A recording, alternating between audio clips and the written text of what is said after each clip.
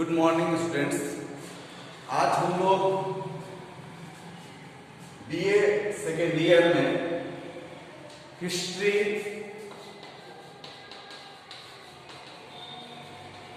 विषय का अध्ययन करेंगे। हमने हिस्ट्री विषय के अंतर्गत आप सभी को इसके पहले वाली क्लासेस में जो पहला चैप्टर है उसको पढ़ा रहा था। उसमें कई 2-3 वीडियो लगभग करीब बन चुके हैं। उसमें से मैंने आप लोगों को अब तक ये बताया है कि यूरोपीय देशों का, डच, फ्रांसीसी, पुर्तगाली और अंग्रेजों का भारत में प्रवेश करना और उनका जो उद्देश्य था वह यहाँ पे व्यापार करना था।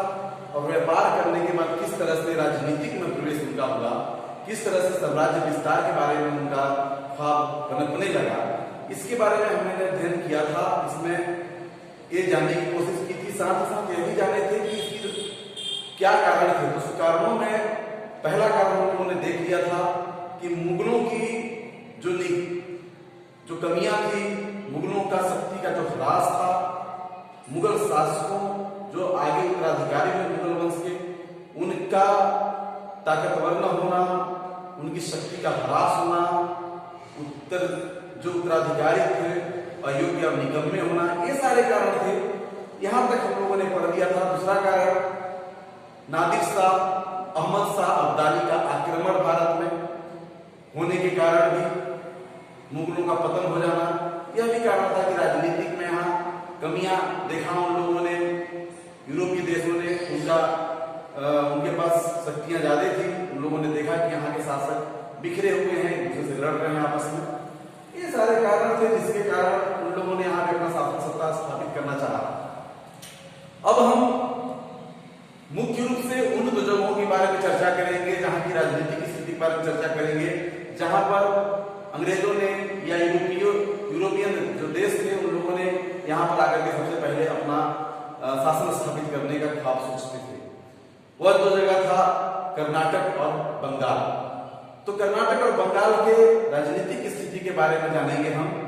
तो आज हम लोग कर्नाटक की राजनीतिक दशा, कर्नाटक की राजनीतिक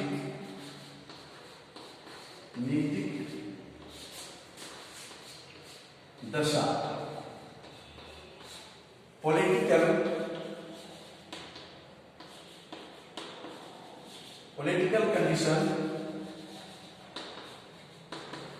कंडीशन ऑफ कर्नाटका।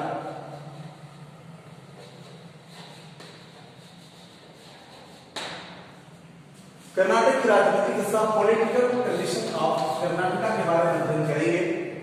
तो कर्नाटक था कहां उस समय, जिस समय यूरोपियन यहाँ पे आए उस समय कर्नाटक कोरोमंडल का जो तट था, कोरोमंडल का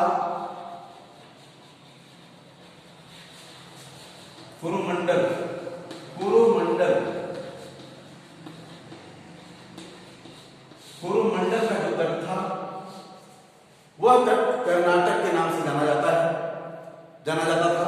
और यहाँ की जो राजधानी थी, इसका जो कैपिटल था वह अकार था।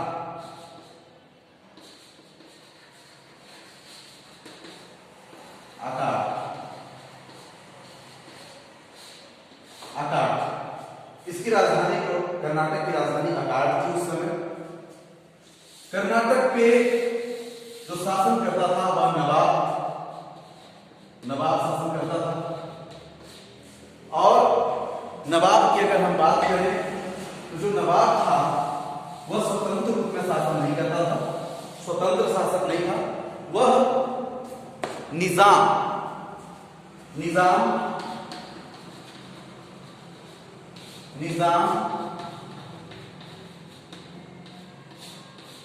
की अधीनता स्वीकार करता था।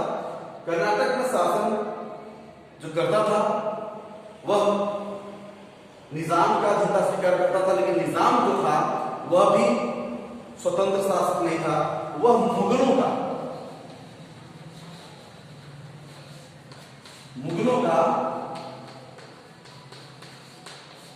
मुगलों की अधीनता स्वीकार करता था।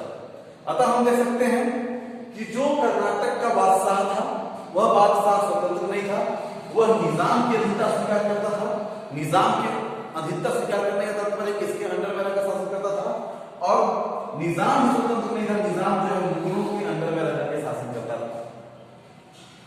अब एक दिलचस्प कहानी घटती है, यह उसको जानना जरूरी है कि किस तरह से कर्नाटक की राजनीतिक स्थिति बुरी तरह से खराब होती चली गई।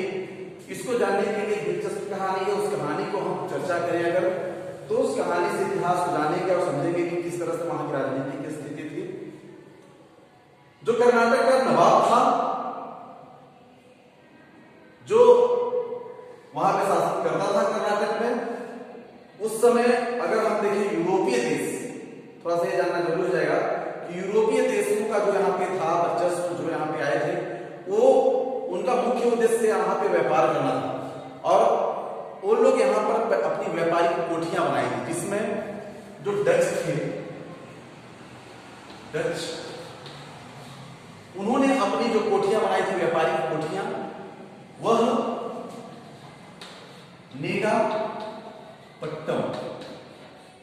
नेगापट्टम जो फ्रांसीसी थे,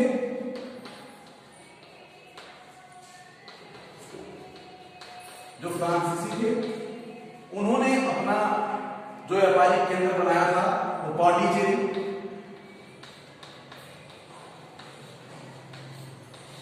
और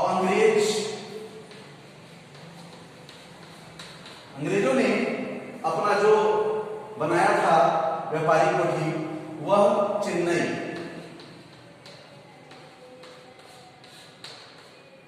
चेन्नई मद्रास यहां पर था। ये बहुत महत्वपूर्ण था। डचों ने नेगापट्टम में, फ्रांसीसियों ने पौंडीचेरी में, और अंग्रेजों ने चेन्नई में अपनी व्यापारिक कोठी बनाकर रखा था उस समय। अब जिस कहानी की मैं बात कर रहा था उसको जानने के लिए हमें देखना होगा कि किस तरह से इन लोगों ने व्यापार से राजनीति की तरफ प्रवेश किया, किस रीजन से। तो वह जानने के लिए हम देखेंगे कि जो कर्नाटक का शासक था, कर्नाटक में जो शासन करता था, वह 1732 ईस्वी में मर गया, 1732 ईस्वी में, और 1732 ईस्वी में जो था वह शासन करता था, उसका नाम था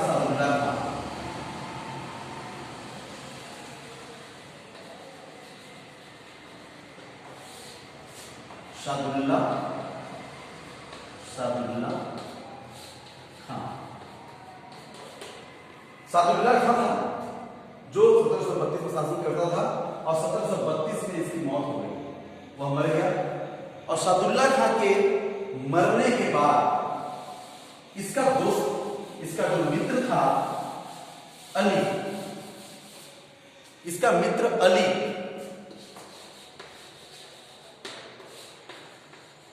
इसका दोस्त शादुल्ला खान का दोस्त अली राजगद्दी पर बैठा। लेकिन अली राजगद्दी पर तो बैठा, लेकिन यह पूरी तरह से शासन को नहीं चलाया। इसके समय में दो लोग शासन को चलाते थे, या तो कह सकते हैं कि शासन पर जो प्रभाव था इसके दो लोगों का था, जिसमें से एक पुत्र था, इसके पुत्र जिसमें सफदर अली, और इसका दामाद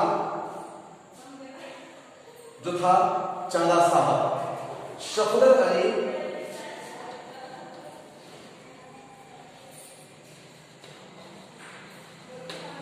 और चांदा साहब,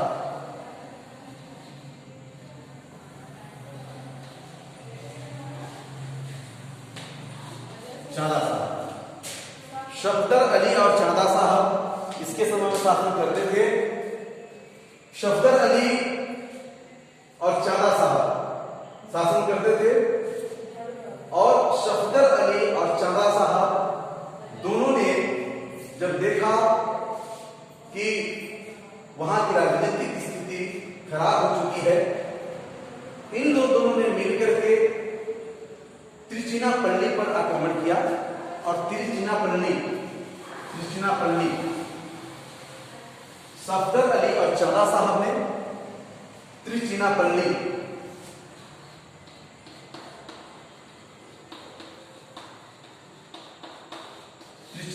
पर आक्रमण किया, त्रिचिनापल्ली को आक्रमण करके इन लोगों ने जीत लिया।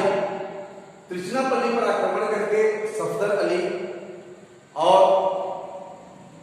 जो बादशाह था उसका दामाद चांदा साहब यहाँ पे अधिकार कर लिए। सफदर अली वापस अकाट जो मैंने बताया था कि कर्नाटक की राजधानी थी, वहां वापस चला गया।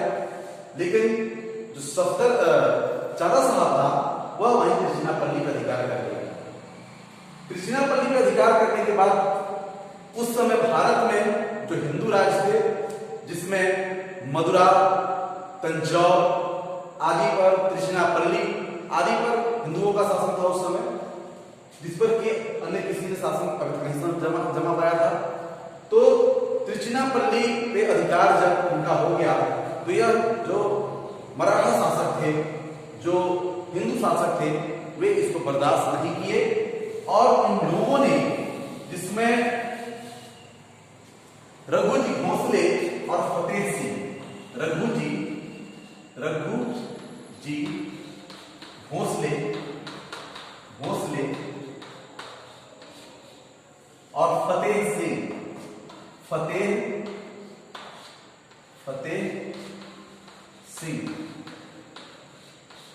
रघुजी भोसले और फतेह सिंह, इन दोनों ने मिलकर के 1740 ईस्वी में रघुजी भोसले और फतेह सिंह दोनों मिलकर के, इसके बाद इन लोगों ने त्रिचिनापल्ली पे आक्रमण किया और दोनों को, सफदर अली को और चांदा साहब, दोनों को बुरी तरह से पराजित किया। और पराजित करने के बाद वहां से अली जो इनका दोस्त था वहां के शासक का, जिसकी हमने अभी चर्चा की थी, अली को मौत के घाट उतार दिया गया और फतेह सिंह ने आत्मसमर्पण कर दिया, हार स्वीकार कर लिया। उसको उन लोगों ने छोड़ दिया और उससे 14 लाख रुपए जुर्माना के रूप में लिया। युद्ध में हुए जो जुर्माना को, 14 में 40 लाख जुर्माना के रूप में लिया और प्रत्येक वर्ष चौथ जो होता था वो कर के रूप होता था। उस समय कर को चौथ कहा जाता था, टैक्स होता था, उसको लेना स्वीकार किया कि हम टैक्स देंगे और सोच करके उनको छोड़ दिया गया। इसके बाद उन्होंने सफदर अली से यह प्रतिज्ञा भी की, या सफदर अली से उन्होंने यह विश्वास भी दिलाया कि हम त्रिचिनापल्ली को भी जीत करके, चांदा साहब को पराजित करके, इसके बाद आपको हम देंगे, सफदर अली को देंगे। यह इन लोगों ने घोषणा किया, यह माना, इस चीज को स्वीकार किया और तत्पश्चात 1741 ईस्वी में त्रिचिनापल्ली पर आक्रमण किया और त्रिचिनापल्ली पर आक्रमण करने के बाद उसमें भी चांदा साहब को बुरी तरह से पराजित किया गया और सफदर अली को न देकर के वहां पर मुरारी राव घोरपड़े मुरारी राव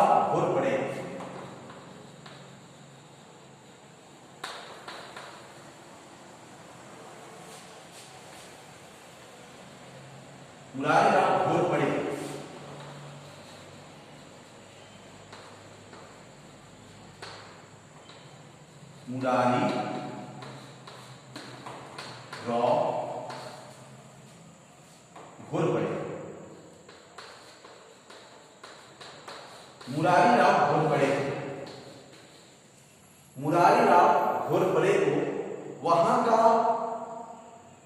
शासक नियुक्त करके और 14,000 सैनिक दे दिया वहां पर उन्होंने। और यह देख करके जो सफदर अली था वह भयभीत हो गया।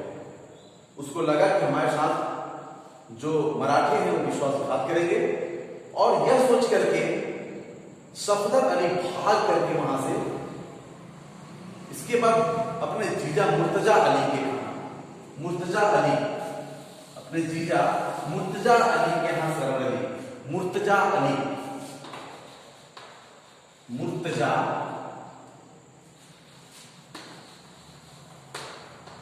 मुर्तजा अली, मुर्तजा अली,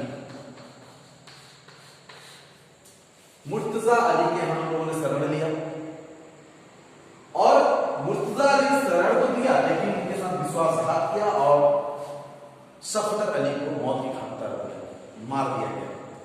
सफदर अली के मरने के बाद मुर्तजा अली वहां का शासन हड़प लिया, शासन करने लगा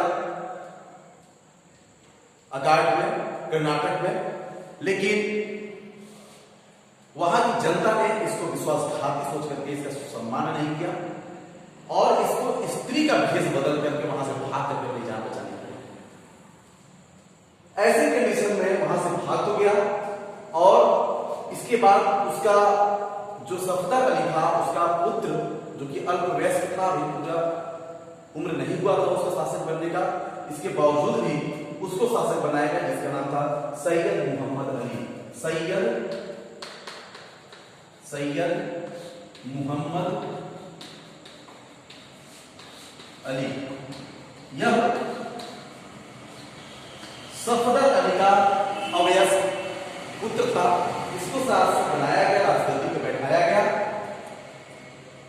किंतु जो निजाम था उसका निगाह हमेशा से अगाड़ पर था, कर्नाटक विजय पे था और उसने इस परिस्थिति का, इस उथल पुथल परिस्थिति का लाभ उठा करके उसने अगाड़ पर निजाम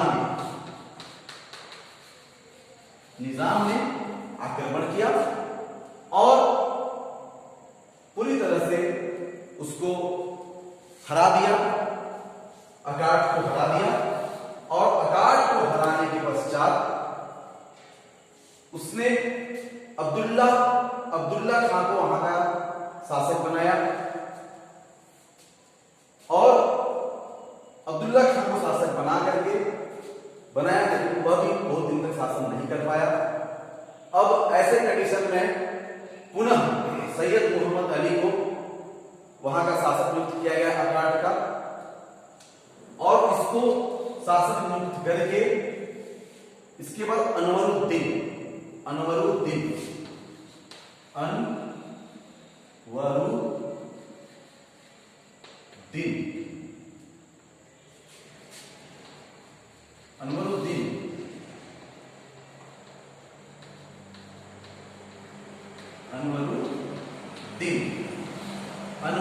को